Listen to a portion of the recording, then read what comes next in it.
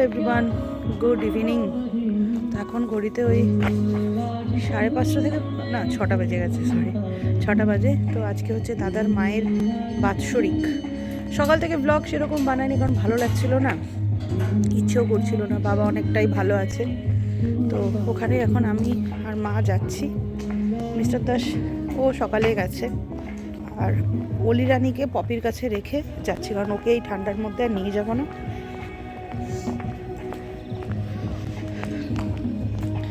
ওখানে কি যেন একটা হচ্ছে ওইদিকে।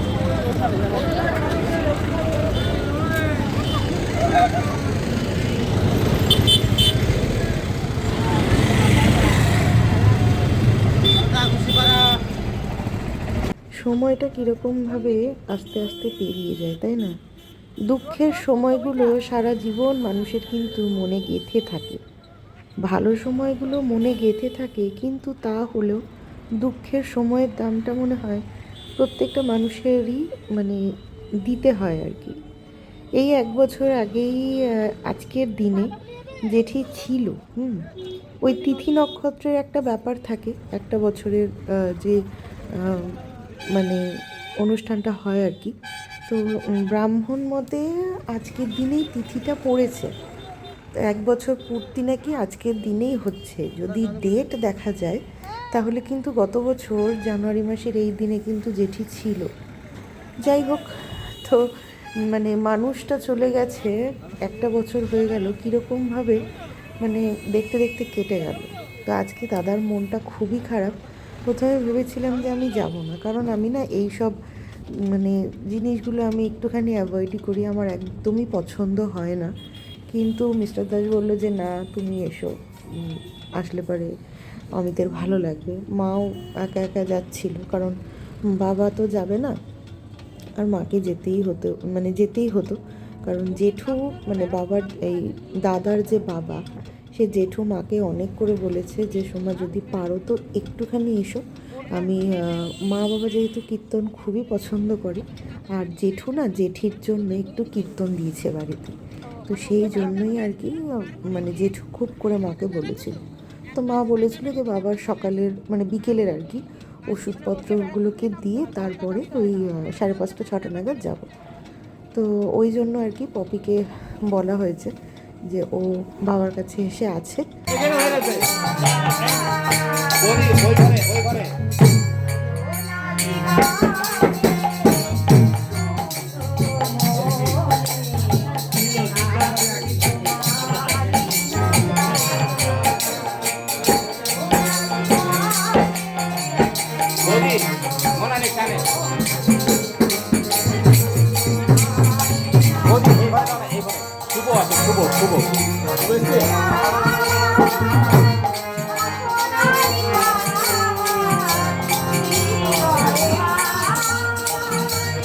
ঘন্টা দেড়েক মতন ছিলাম, একটু কীর্তন শুনলাম, দাদার সাথে একটু কথা টথা বলে তারপরে আবার ট্রেন ধরে বাড়ি ফিরছি। এখন ঘড়িতে ওই 7:30 মতন বাজে।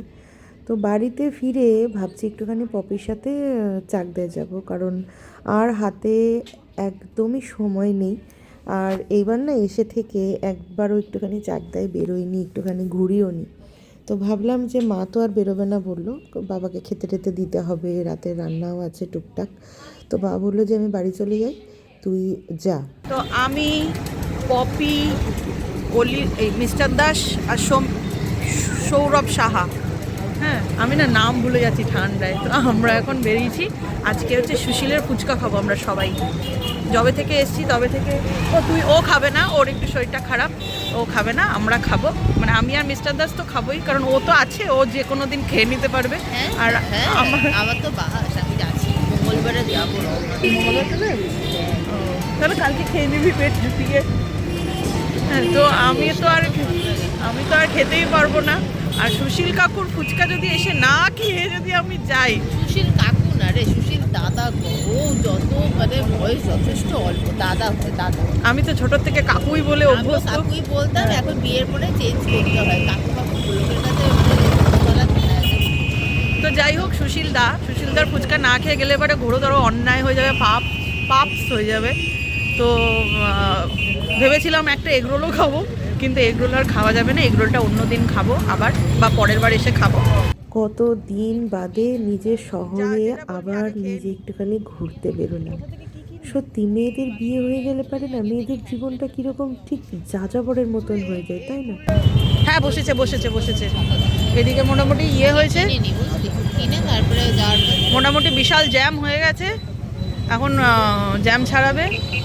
আগে সুশীল কাকুর কাছে, সুশীল দার কাছে যাব না, পপির একটা কি ঘরের কি জিনিস কিনবে, ওটাও কিনে নেবে, কিনে নিয়ে তারপরে আমরা যাব। আর বাচ্চাগুলোকে নিয়ে আসিনি, সব সময় পিছনে যে বাচ্চাগুলো হচ্ছে অলি আর লালটুসকে মা সামলাচ্ছে, মা আর বাবা মা আর বাবা সামলাচ্ছে, আর আমরা চারজনে এসছি। হা হা হা হা। হ্যাঁ কেটে না। কিনে নিতে বললো, নিয়ে নিবি নাকি? হ্যাঁ কোনটা নিবি? কেমন যেন লাগে, তাই না? কোথাও গিয়ে যেন শান্তিই পাওয়া যায় না। নিজের বাড়িতে মানে যেখানে জন্ম, নিজের বাবা মায়ের কাছে থাকলে পারে কর্তব্য দায়িত্ব সমস্ত কিছু যেন পিছনে যেন চাবুক মারে। এই যে যেরকম ধরুন এখন এখানে আছি, মানে অলির পড়া 3-4 দিন ধরে কামাই হচ্ছে, মানে পড়াটাই কামাই হচ্ছে, স্কুল তো এখন ছুটি, অসুবিধা নেই কোনো। তো সেই জন্যেই আর কি, মানে স্কুলটা কামাই, মানে স্কুলটা বন্ধ কিন্তু পড়াশোনা তো কিছুই হচ্ছে না।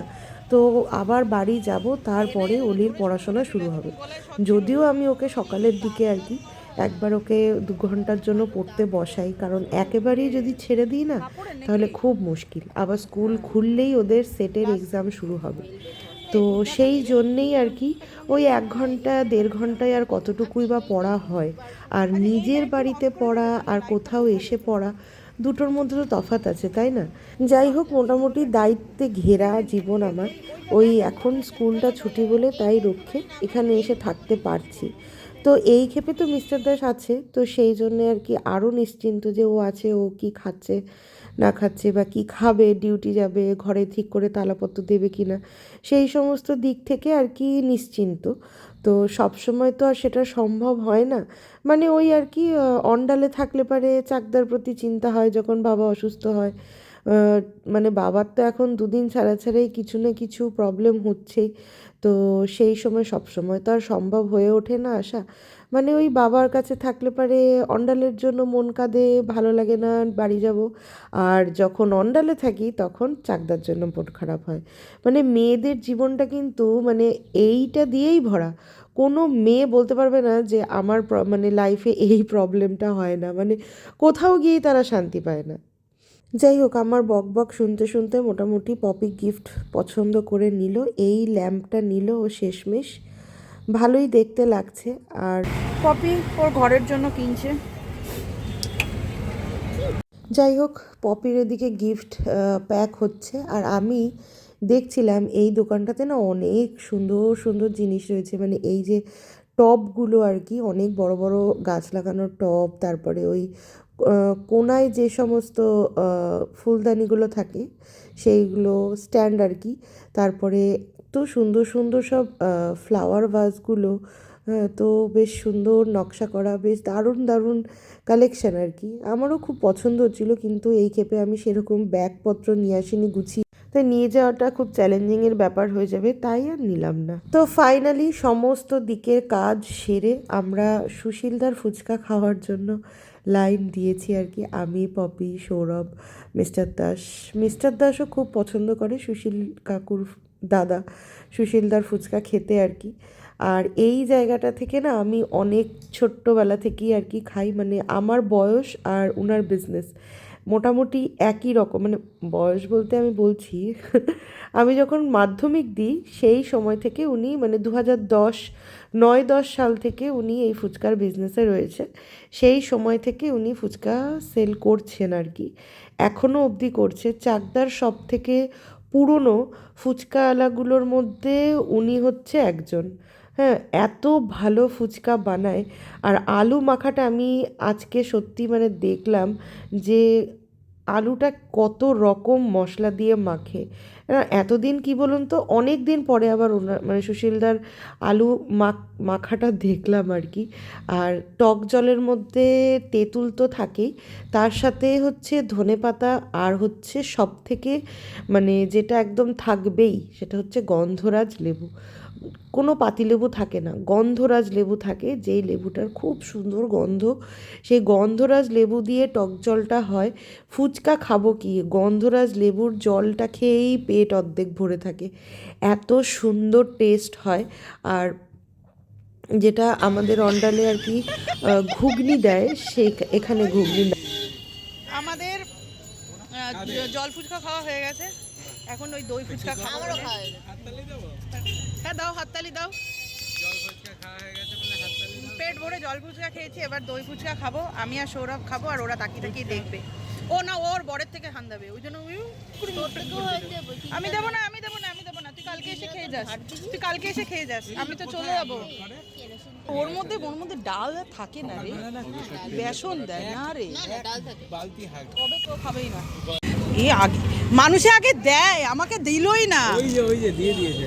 আচ্ছা কত হলো দাদা? ভালো, আমি এবার খাই। না না, ধম্মেশ হইবে না, এগুলো এগুলো ধম্মেশ হইবে না।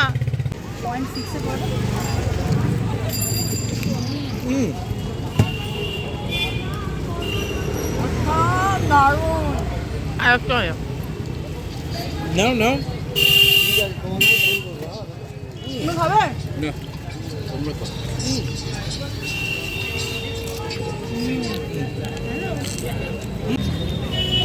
করে করো গা। পারলে একটু প্যাকিং করে নিয়ে আস। জীবনে কাল কি বেঁচে থাকবো কি মরে যাবো জানি না, 2 প্লেট দই ফুচকা খেয়েছি, 2 প্লেট। বাবারে, আমরা পিছনে বসে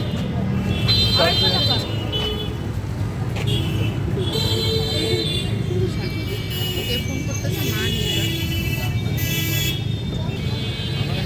2 প্লেট দই ফুচকা খেয়ে না, হাসিয়ে পেট ঠেসে দিয়েছি। তুমি তোমার আর মারটাও তো কেন করো, মানে ওরা তাহলে আর কি, আজকের জন্য ব্লগটা এই অবধি রাখছি। পা দুটো কি সুন্দর। একজন কিটো আর একজন দেখবি নিচে বাইরে গিয়ে ফেলবো।